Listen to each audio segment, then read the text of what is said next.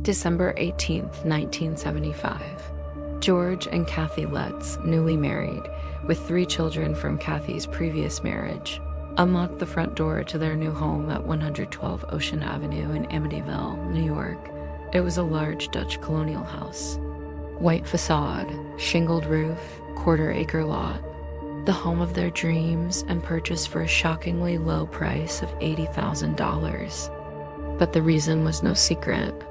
Just over a year earlier, inside this very house, Ronald DeFeo Jr. had shot and killed 6 members of his family while they slept.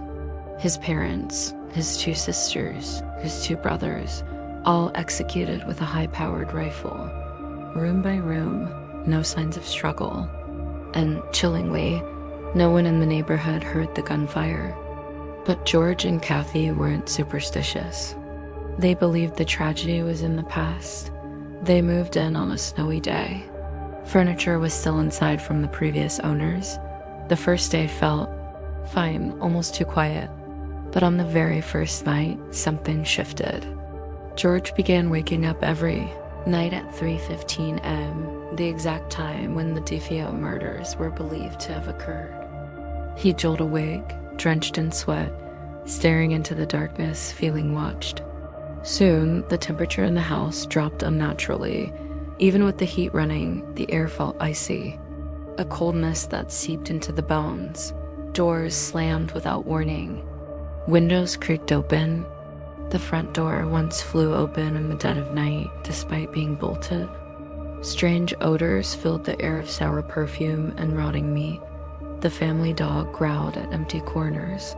Lights flickered. Clocks stopped at 3:15 a.m. every single night. Then their daughter Missy spoke of her new friend, Jody, a pig-like creature with glowing red eyes. She said Jody could change shape, that it sometimes flew, and that it lived outside her window, watching. Kathy began to have vivid nightmares of the murders, scenes she had never seen. She dreamt of the bodies in bed, bullet wounds bleeding onto the sheets. She began to feel unseen hands touch her in the night. One morning, red welts appeared across her chest. George became obsessed with fire. He chopped wood constantly, burning logs day and night. He stopped shaving. He grew distant, paranoid, cold. He said something was changing him, something ancient. One night, while checking on the children, George saw 2 red eyes staring back at him through the darkness of the second-floor window. He ran outside, but there was nothing there, except hoof-like tracks in the snow, leading away from the house, but no prints leading in. Walls began to bleed.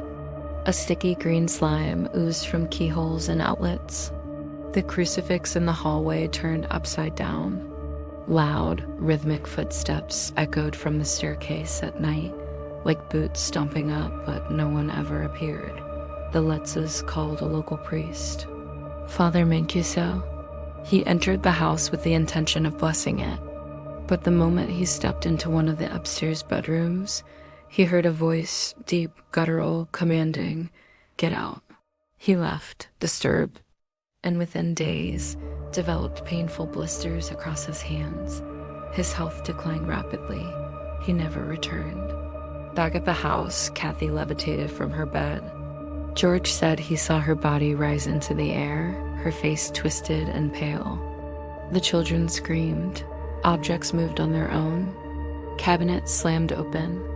The home groaned like something alive, something suffering.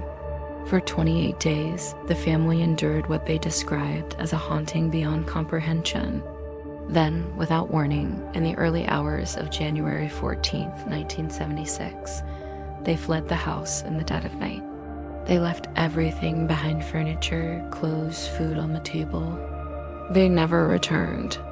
To this day, no family who's lived there since has reported anything unusual. But for 28 nights, the Lutz family claimed they were hunted, watched, tormented by something more than a ghost. A force that lived in the walls. A presence that never forgot what had happened in that house. Something ancient, something evil. They said it didn't just haunt them. It wanted them.